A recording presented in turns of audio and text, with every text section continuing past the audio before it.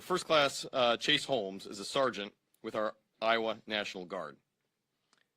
He's currently preparing operations to be able to defend the country overseas. But because of the shutdown, critical joint training between his team and NATO was canceled. We spoke with an Iowa Guardsman and chaplain for the 224th Combat Engineers Battalion, Caleb Wang. He is leading part of the 1,800 Guardsmen currently deployed to the northern part of Iraq right now. And he told me plainly, we're working, but we don't know if we'll get paid. I'll put my life on the line, but I hope someone's there to take care of my family if my paycheck doesn't come through. These aren't theoretical. These are real people, real impact, real costs. Let's be blunt. The shutdown of the government has only one hostile actor, and there's a few individuals in the Senate who refuse to put the country before the hostage of the 350+ million Americans they've taken.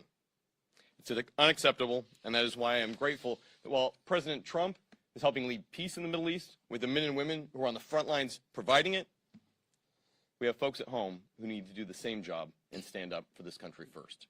Thank you to my colleagues, but most importantly, thank you to all our federal workers, and God bless our troops. With that, I'm thrilled to introduce our leader, a man who's been on the front line of this himself, Mr. Scalise. Thanks, sir. Thank you, Zach, and thank all of my colleagues who you just heard from, many of whom served our nation bravely in our nation's military.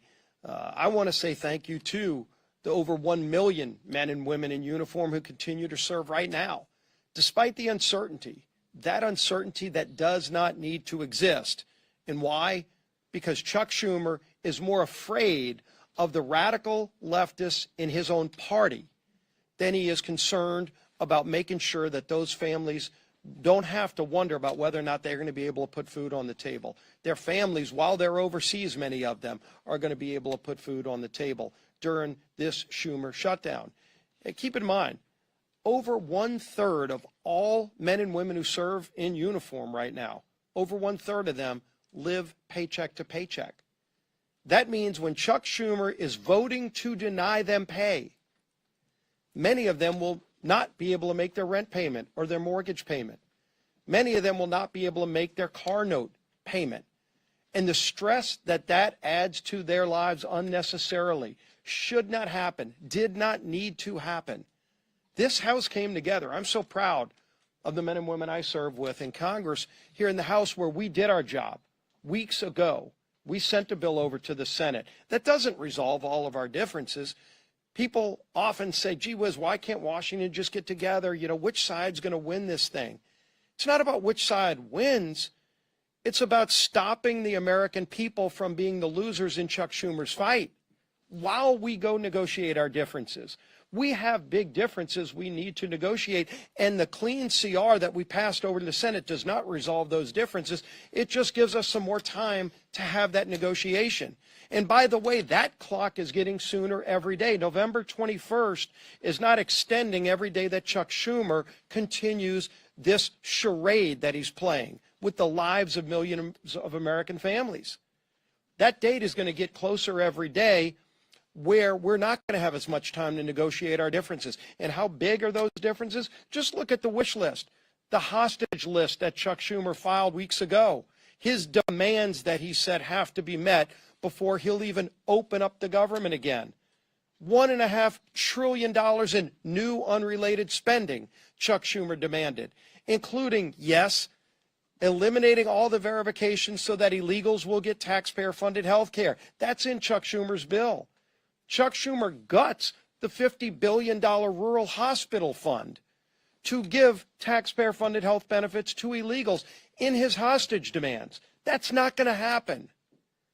And so when are we going to have a rational conversation? When are Democrats going to actually become serious in this discussion where they say, let's open up the government and start talking about our differences, about how we're going to get this country back on track? And in contrast, again, just look at what happened yesterday. Some of us were at the White House at just an amazingly emotional ceremony where President Trump posthumously, unfortunately, issued the Medal of Freedom to Charlie Kirk and his incredibly brave widow, Erica was there to receive it on his behalf and gave another emotionally powerful speech. And this comes on the heels of President Trump returning from the Middle East, where he was in Israel, he was in Egypt, working with other world leaders to establish historic Middle East peace. President Trump's been doing all those things, and in the middle of doing all of those things, he had to go find time to figure out creatively a way to pay our troops, even though Chuck Schumer wants to defund our troops. Yes, the party, the Democrats, that were for and continue to be for defunding our police now want to defund our military troops by not paying them, by not opening up the government. And the votes are clear. Nobody has to wonder which side is for shutting down the government, which side is for trying to deny troops their pay. We had yet another vote, the 8th time on the Senate floor. Yesterday, while we were at the White House, the Senate was having that vote on whether or not to open up the government. And you saw Democrats continued, led by Chuck Schumer, to shut down the government and deny troop pay. It's embarrassing. It's not just unserious. It's having devastating consequences on millions of Americans around this country, and it doesn't need to happen. We shouldn't have to wait until the Hate America rally this weekend or whatever it is that's driving Chuck Schumer to keep this going on, this damage that's being inflicted, so that he thinks it's going good for him while it causes damage, real harm to millions of American families, including our service men and women who are so bravely risking their lives for these great freedoms that we enjoy. We're going to continue to fight for freedom. We're going to continue fighting to open this government and do our jobs. And the whip of our conference is my friend, Tom Emmer.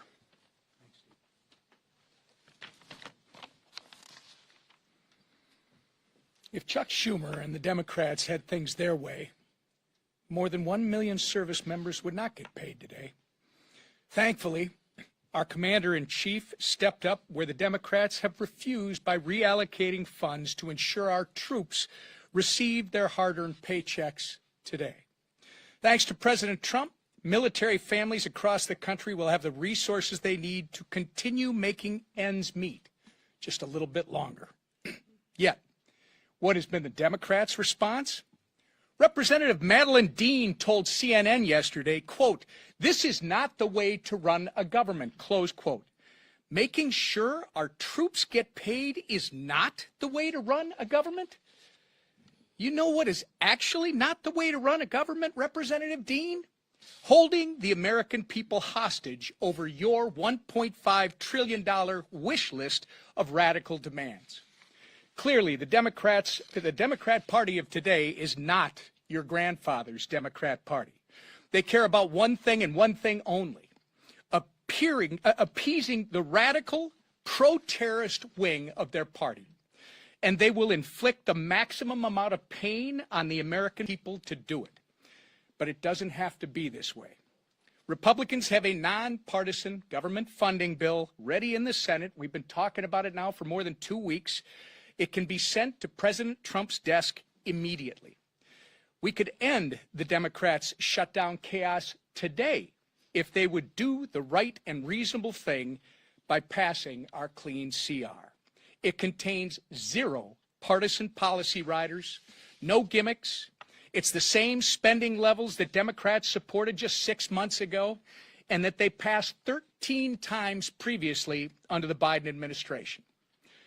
But 9 times now, 9 times, the Democrats have refused, shutting the government down in the process and forcing Americans to pay the price. All so they can gallivant around the Capitol making ridiculous videos, childish videos, scream at Capitol police officers who aren't getting paid, by the way, and buy time until their Hate America rally takes place on Saturday on the Mall. It's despicable and it's wrong. We can only hope that they come to their senses and that the madness ends soon. Until then, our message remains the same. Stop playing political games, pass our clean CR, and reopen the government for the people you were elected to serve. Lisa McClain, our conference chair. Thank you. Well, good morning, everybody. Here we are again. I'm going to be very clear. Chuck Schumer wants a dirty deal. I'll say it again. Chuck Schumer wants a dirty deal, one that caters to his radical base, you know, the same crowd planning to protest at their I Hate America rally this weekend. And what is in this so-called deal? Let's take a look at what's in Chuck Schumer's dirty deal. And let me spell it out. It adds $1.5 trillion to our national debt. $1.5 trillion. It hands out health care to illegal immigrants. That's not a talking point. That's a fact. It guts the most historic investment Congress has ever made in rural health care. Again, that's a fact. And it weakens health care for hardworking Americans. Begin to see the compare and contrast? Chuck Schumer and the Democrats want to protect illegals and hurt Americans. Republicans, we actually want to do what we were elected to do, and that's take care of Americans. Yesterday, we released a new white paper on the facts, which are actually crystal clear.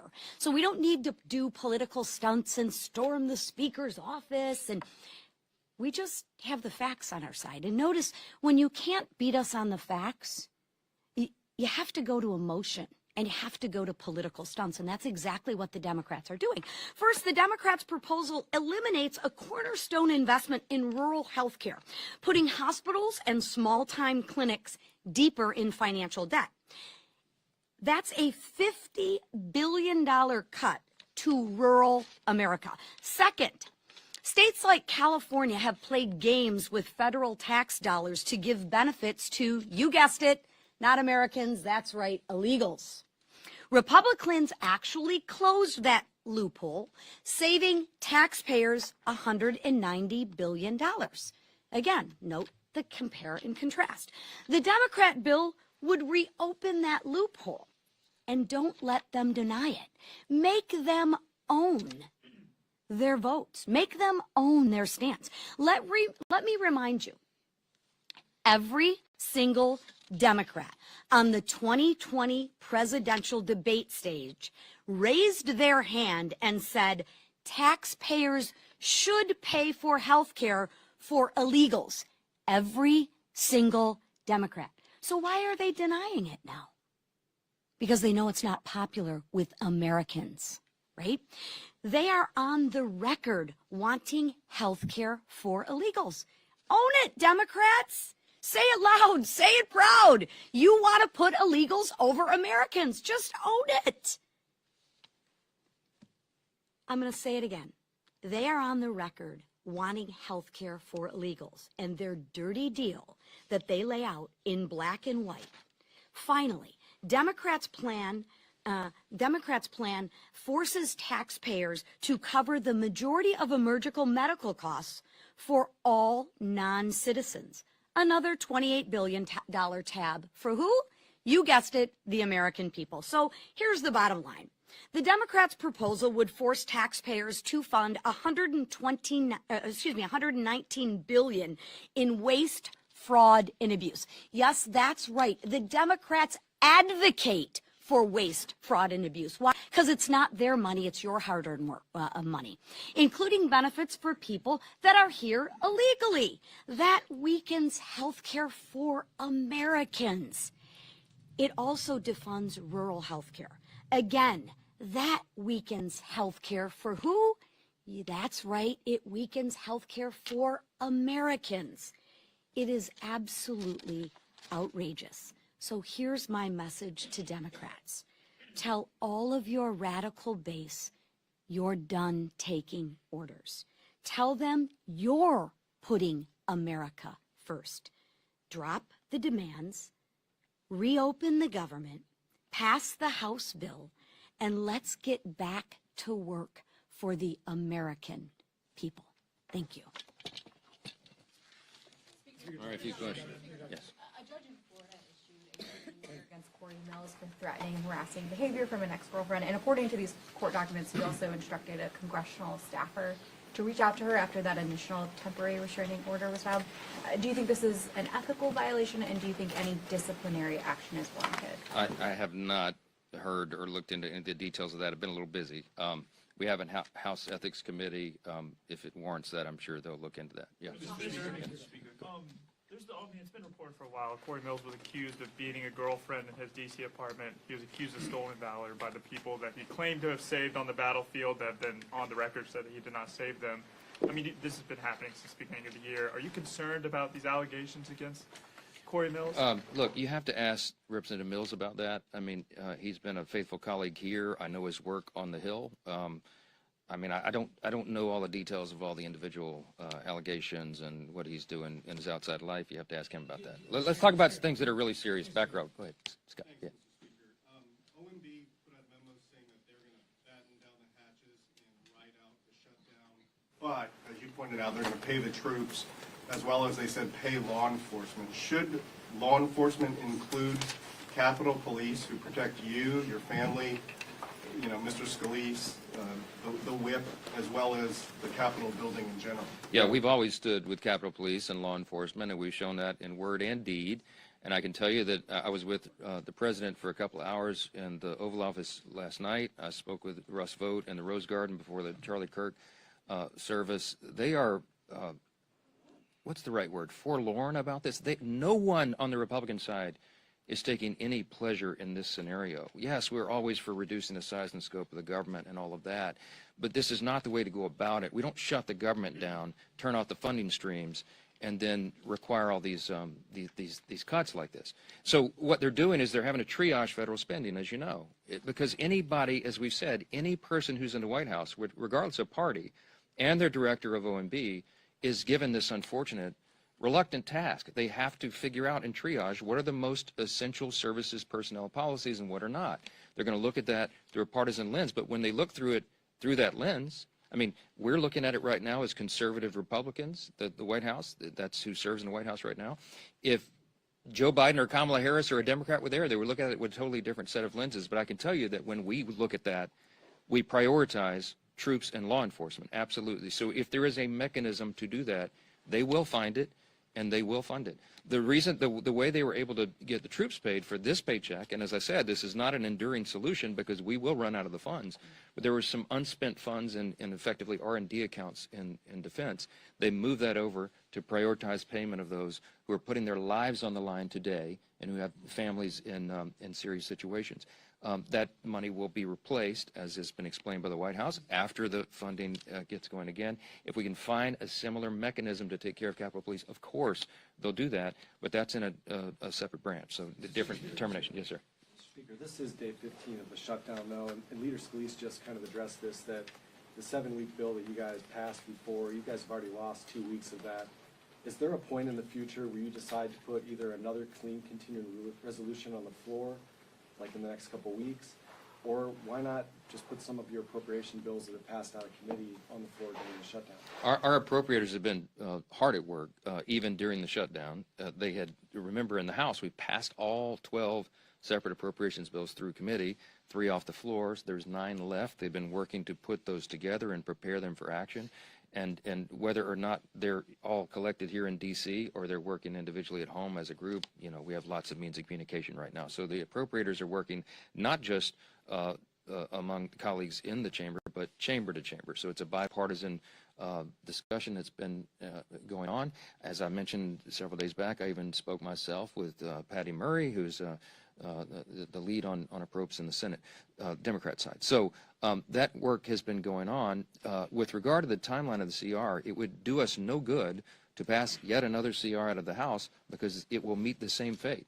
Chuck Schumer and the Senate Democrats want to close the government down. They are gleeful about this. They are happy that troops are suffering all this pain, apparently, because they've just voted now 9 times collectively. Democrats in Congress have voted 9 times to block the pay of troops and Capitol Police and all the federal employees and, by extension, all the civilian contractors and everybody else. So we would just be going through an exercise in political futility to pass another CR. It is ironic that the 7 weeks on the clean CR that we passed, September 19th, was a date that was determined by Republicans and Democrats in the House. The appropriators determined together that that should be the length of the CR, and they stipulated together that it should be clean. The Democrats at the time said, please don't put any Republican priorities on that. so that we can all do this in good faith. And we didn't. We put a clean CR, and still they voted no. Why? Because their leadership, Hakeem Jeffries and Chuck Schumer, told them they had to. So I think appropriators want to get back to work. I know every House Republican does, but we've got to get the lights turned back on, and Chuck Schumer and the Democrats need to vote to do that so we can get back to regular legislative session. Yes, ma'am. Last question. Thank you. Just to follow up, though.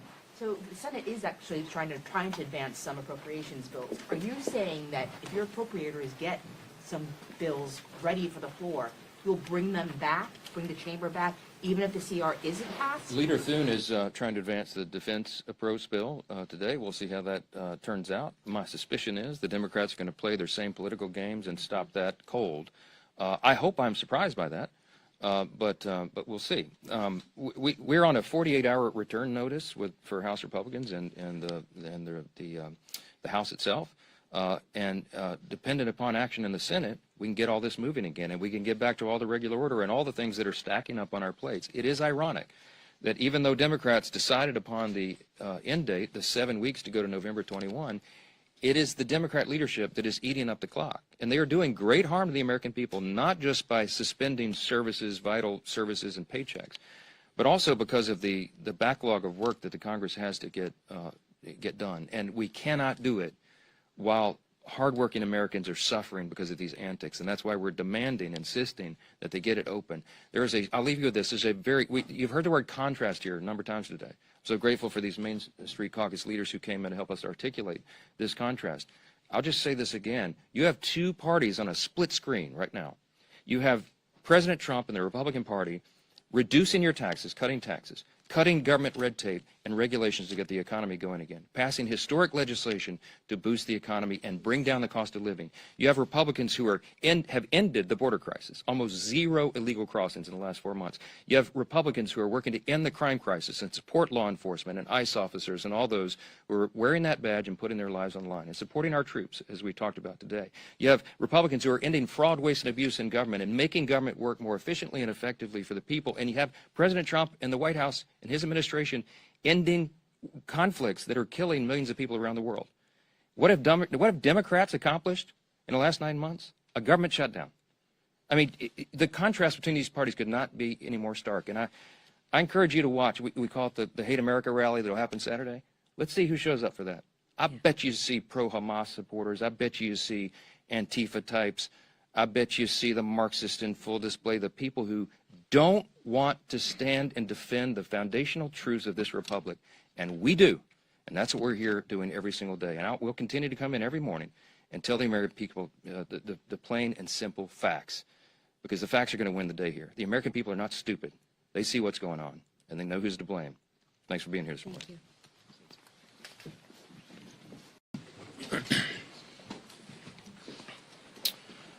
Welcome, everybody. We're on day 15 of the Democrat government shutdown.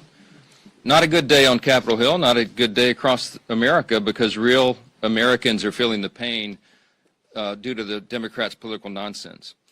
And we want to specifically focus this morning on one area that's gotten a lot of attention and one segment of the population that truly deserves better treatment than the Democrats are giving them, and that is our military. Today, if it weren't for the bold leadership of President Trump helping us to protect our military, everyone needs to understand that 1.3 million active duty service members would be missing a paycheck. They'll get their check, thankfully, because President Trump has shown strong leadership. And under his direction, the Department of War has now redirected unspent funds to ensure that our troops are taken care of. And this is while Democrats are playing political games. Last night, they played some games. They stormed my office. Maybe you saw some of the video online that they themselves shared, or someone did. They berated a Capitol Police officer, screamed at him. He was just merely standing his post. Shows again their disdain for law enforcement, as we see all around the country, the Democrats and everyone in that party, screaming, assaulting ICE officers. They did it right here in the Capitol last night. A few members of Congress went into the little foyer of my office and tore down a sign that I had up and just engaged in all sorts of political stunts and antics. They've been doing that every day now, and it shows their desperation. It also shows a very strong contrast between the party that is working for the people and trying to keep the government open and do the right thing, and the party that is engaging in all this nonsense. But they've shown by their actions and now their votes multiple times now, 9 times the Democrats have voted, counting the House and the Senate Democrats, they have voted to not pay the troops. They have voted to block their paychecks. And it's very serious stuff, and they don't seem to care at all. The problem we have right now is that in spite of President Trump's heroic efforts to make sure they get paid, that is a temporary fix because the executive branch's help is not permanent. It can't be. And if the Democrats continue to vote to keep the government closed, as they have done now so many times, then we know that U.S. troops are going to risk missing a full paycheck at the end of this month. And that means service members on deployment who've left their young families back home, relying upon these checks. It means service members who are thousands of miles away from home. It means service members trying to make their rent and those who have ailing relatives that need to be taken care of. None of those people will be paid if the Democrat obstruction continues. And it should outrage every American because it does us. Democrats in Congress, again, have voted 9 times. Here's the tally. Every single time the Republicans have voted to pay the troops, and by the way, all other federal employees, federal workers, and the Democrats have voted over and over to stop it. And the depressing irony of this, on this particular subject, among all others, is that the most pro-shutdown Democrats actually represent the most active duty service members back home, whom they have taken hostage in this insidious political game. And I want to give you a couple of examples, and this is the actual statistic of the 10 states with the largest military populations. 6 are represented each by 2 Democrats in the Senate who are withholding the paychecks. Here's the list. In California, it's home to 157,000 active duty personnel, the most in the country. Those stationed at Fort Hunter Liggett and Camp Pendleton and Edwards Air Force Base and Vandenberg Space Force Base and others will all miss a paycheck at the end of the month if Democrat obstruction continues. Now, this is worthy of note. Both California senators, Adam Schiff and Alex Padilla, are gleeful about this government shutdown. They agree with Chuck Schumer when he said very candidly just a few days ago, every day of the shutdown gets better for us. Who is the us? He's talking about Democrats. He thinks this is assisting their party and giving him political cover so he doesn't attract a Marxist challenger in his next Senate reelect. That's what this is about. So he thinks the government shutdown is allowing him to show a fight against President Trump and Republicans, and he is happy about that. And so are Adam Schiff and Alex Padilla, while service members are going without paychecks. Virginia. Virginia is home to 119,000 active duty personnel. It is the second most in the country. Those stationed at Naval Station Norfolk, Quantico, and Fort A.P. Hill, and others will miss paychecks at the end of this month if this is not resolved. Both Virginia senators, Tim Kaine and Mark Warner, are playing political games with the paychecks of 119,000 service members. Georgia's home to 65,000 active duty personnel. It's the 6th most in the country.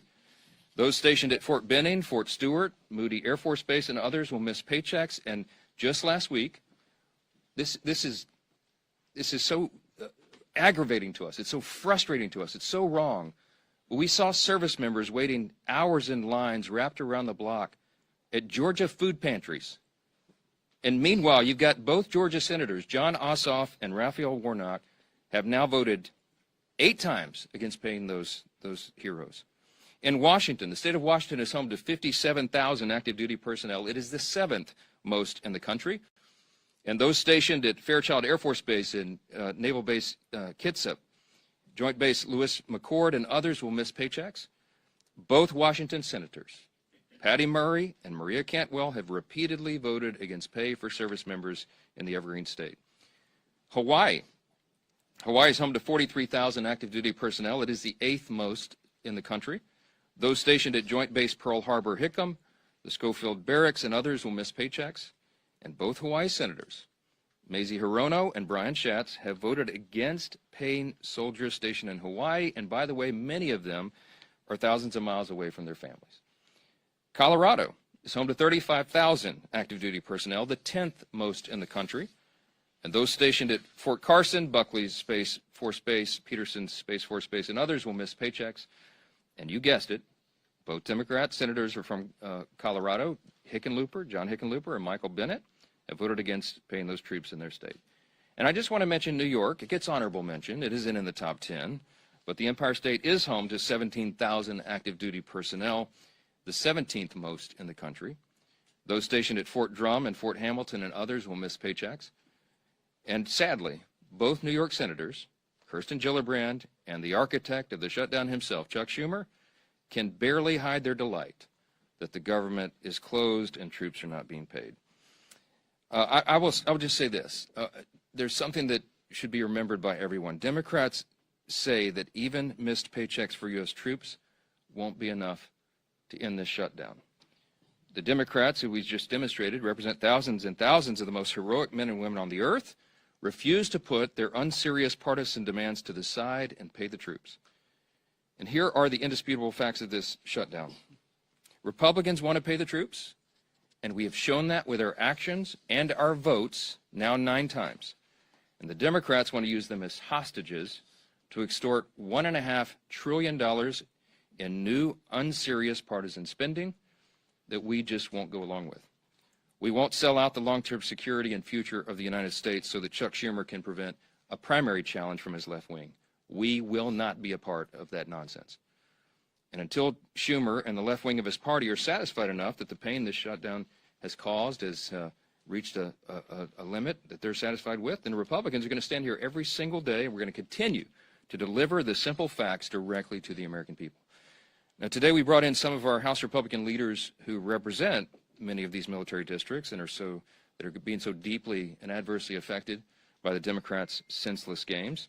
And the first up that I'm delighted to introduce is the chairman of our Main Street Caucus in the House Republican Conference, and that is Congressman Mike Flood. Thank you very much.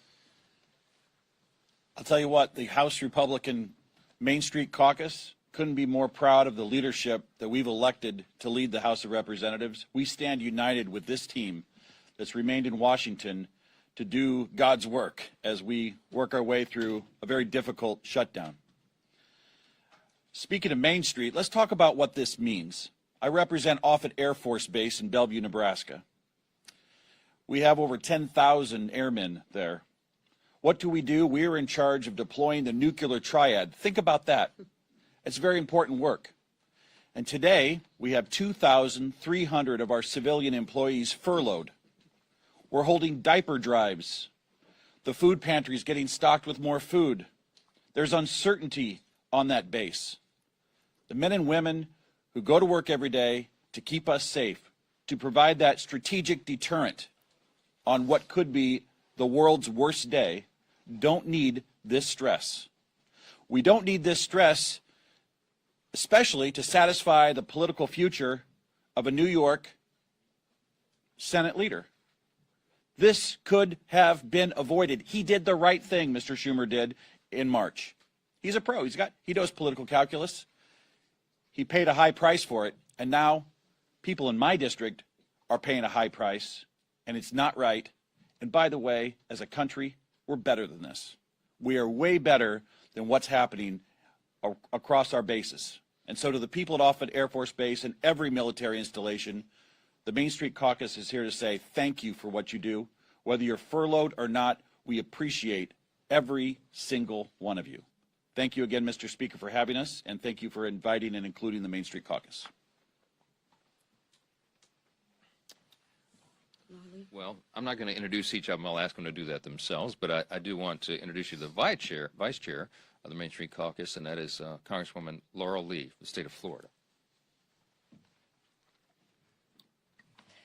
Thank you, Mr. Speaker, and thank you all for being here today. We are here today because the American people deserve to know the truth about why our government is shut down. The reality is simple. This shutdown was entirely preventable. It's happening because Democrats have refused to work with Republicans on our responsible, common sense funding measure. House Republicans did our work. We passed a straightforward extension of funding to keep the government open while ensuring our troops, our Border Patrol agents, and all essential services are fully supported. But at every turn, Senate Democrats have instead chosen obstruction and delay. They voted again and again to stop temporary funding, that would have kept the government open. Again and again, they put partisanship ahead of the needs of the American people. And it's hardworking American families that are paying the price. In my district, we see these impacts firsthand.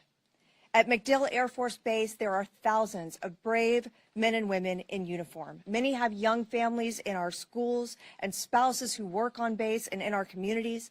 In addition, some of our very best neighbors work as civilian technicians and managers at MacDill and keep critical services, not just for our community, but for our country operating. These are the people who will feel the strain of this shutdown and Washington's dysfunction the most.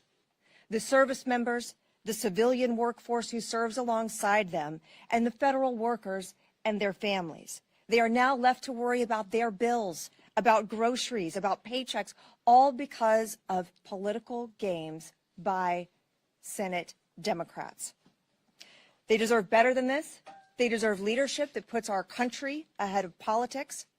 House Republicans have already voted to ensure our service members receive their pay, and we will not allow America's heroes to suffer because of this political brinksmanship.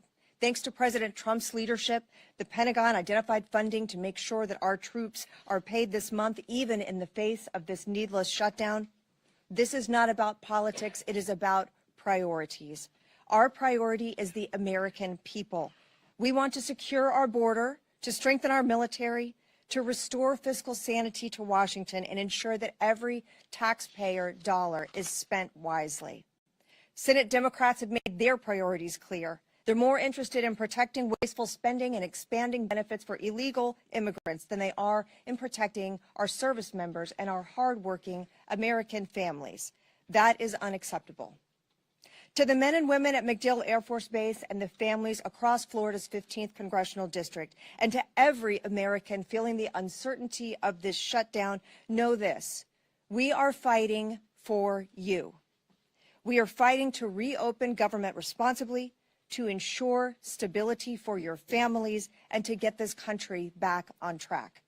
It's time for Democrats to stop the political games, to stop holding our troops and our federal workers hostage to their agenda, and to join us in putting the American people first. Thank you. And now we have our colleague, Representative LaLota. Good morning, everybody. Fully funding our military is the most important thing our Congress can do. And it's time for Chuck Schumer to do what's right and show a fraction of the courage and selflessness our troops display every day. Before I came to Congress, I was a Navy man. I deployed overseas 3 times alongside some of the most selfless and brave Americans our nation has to offer. These men and women serve their nation in hot engine rooms overseas, on dangerous aircraft carrier decks conducting night flight operations, and on island chains ensuring they didn't become a safe haven for terrorists. The sailors I served with risked everything: time away from home, injury to themselves, and even their own lives in defense of our great nation. And I think that kind of courage demands some sort of selflessness as well from our nation's leaders, too. Thankfully, President Trump showed the boldness and decisiveness to ensure that our troops got paid, and they didn't miss today's paycheck. That's welcome news for our families who serve our great country, who frankly we don't pay enough as it is. But troop pay is just one piece of the puzzle. A prolonged government shutdown endangers America's national security, halting contracts, furloughing half of the Defense Department's civilian workforce, and disrupting intelligence and operations. It weakens our ability to compete with China, Russia, North Korea, and our other adversaries. It delays training, it delays deployments and housing support, and reduces overall readiness. Like Chuck Schumer, I'm a New Yorker, and I'll say this plainly. The next generation of New York Democrats are socialists, like AOC and Zohran Mamdani, and they're dragging their party towards socialism. They want open borders, they want taxpayer-funded health care for illegal immigrants, and they want government-run grocery stores. Just look at the race right now for New York City mayor. Now, I know that socialism doesn't come naturally to Chuck Schumer.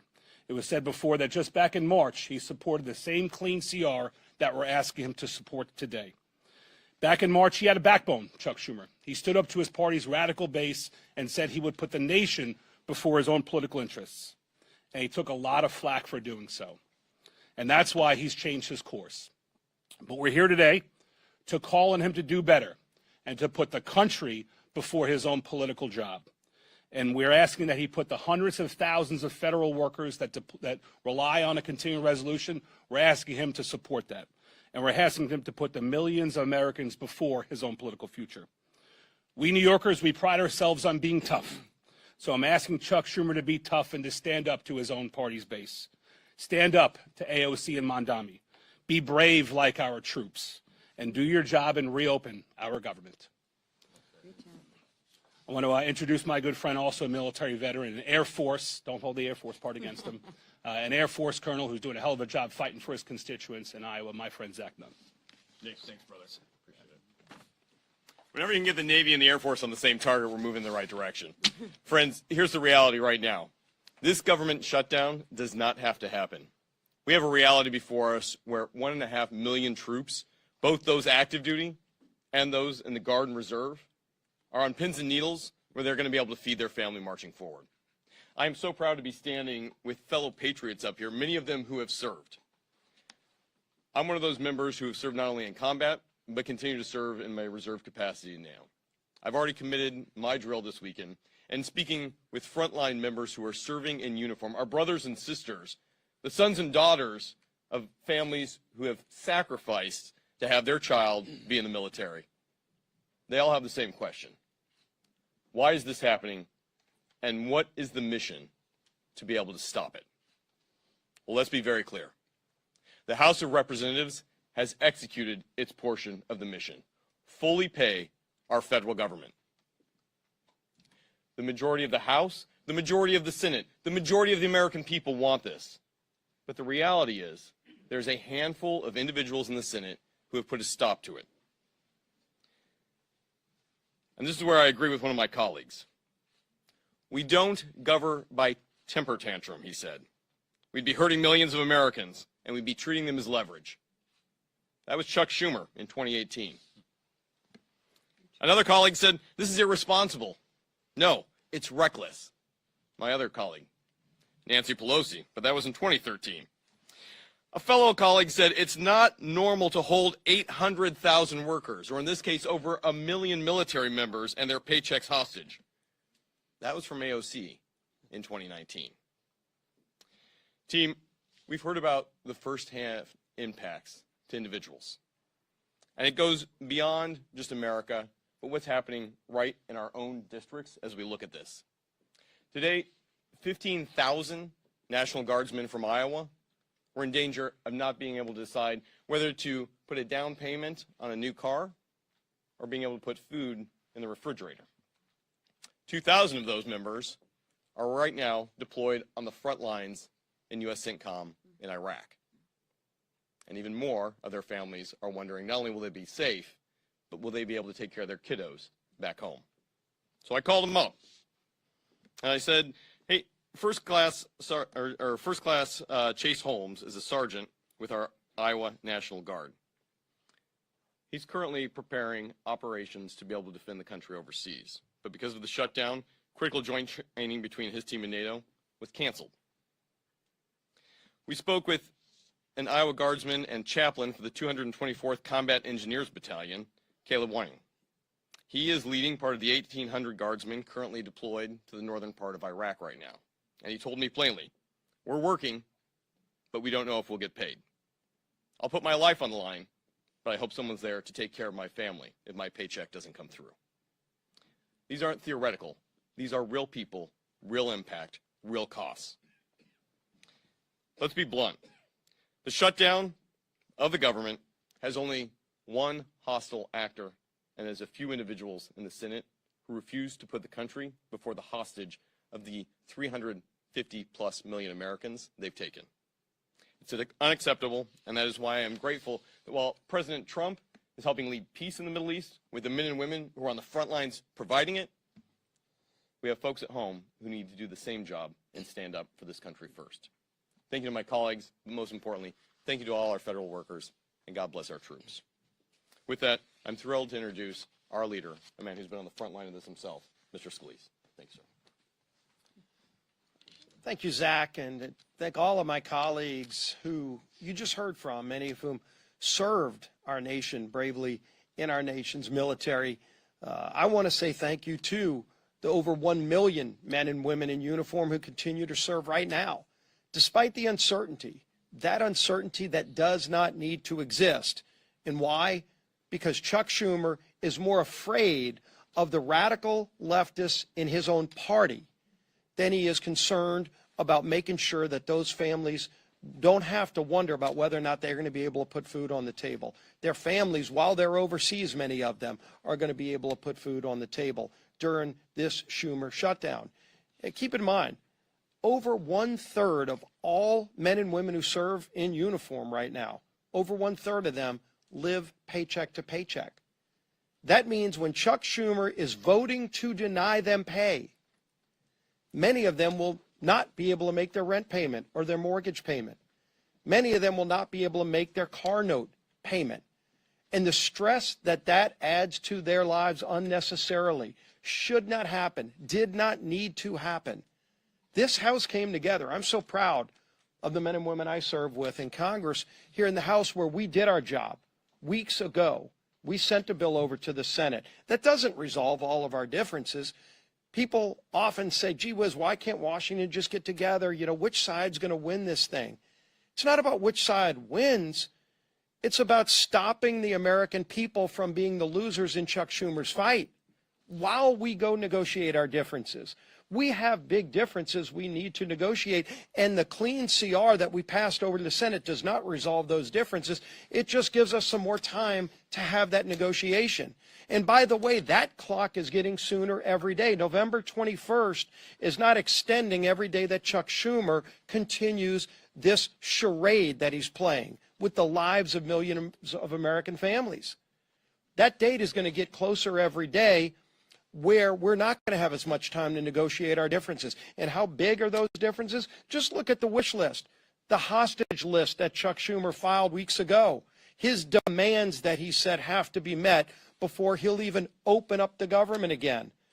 $1.5 trillion in new unrelated spending Chuck Schumer demanded, including, yes, eliminating all the verifications so that illegals will get taxpayer-funded health care. That's in Chuck Schumer's bill.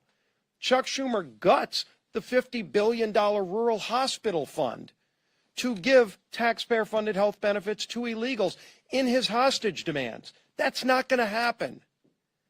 And so when are we going to have a rational conversation? When are Democrats going to actually become serious in this discussion where they say, let's open up the government and start talking about our differences, about how we're going to get this country back on track? And in contrast, again, just look at what happened yesterday. Some of us were at the White House at just an amazingly emotional ceremony where President Trump posthumously, unfortunately, issued the Medal of Freedom to Charlie Kirk. And his incredibly brave widow, Erica, was there to receive it on his behalf and gave another emotionally powerful speech. And this comes on the heels of President Trump returning from the Middle East, where he was in Israel, he was in Egypt, working with other world leaders to establish historic Middle East peace. President Trump's been doing all those things, and in the middle of doing all of those things, he had to go find time to figure out creatively a way to pay our troops, even though Chuck Schumer wants to defund our troops. Yes, the party, the Democrats, that were for and continue to be for defunding our police now want to defund our military troops by not paying them, by not opening up the government. And the votes are clear. Nobody has to wonder which side is for shutting down the government, which side is for trying to deny troops their pay. We had yet another vote, the 8th time on the Senate floor yesterday. While we were at the White House, the Senate was having that vote on whether or not to open up the government. And you saw Democrats continued, led by Chuck Schumer, to shut down the government and deny troop pay. It's embarrassing. It's not just unserious. It's having devastating consequences on millions of Americans around this country, and it doesn't need to happen. We shouldn't have to wait until the Hate America rally this weekend or whatever it is that's driving Chuck Schumer to keep this going on, this damage that's being inflicted, so that he thinks it's going good for him while it causes damage, real harm to millions of American families, including our service men and women who are so bravely risking their lives for these great freedoms that we enjoy. We're going to continue to fight for freedom. We're going to continue fighting to open this government and do our jobs. And the whip of our conference is my friend, Tom Emmer.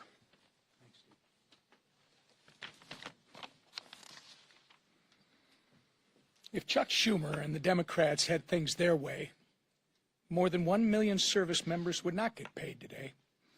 Thankfully, our commander-in-chief stepped up where the Democrats have refused by reallocating funds to ensure our troops receive their hard-earned paychecks today.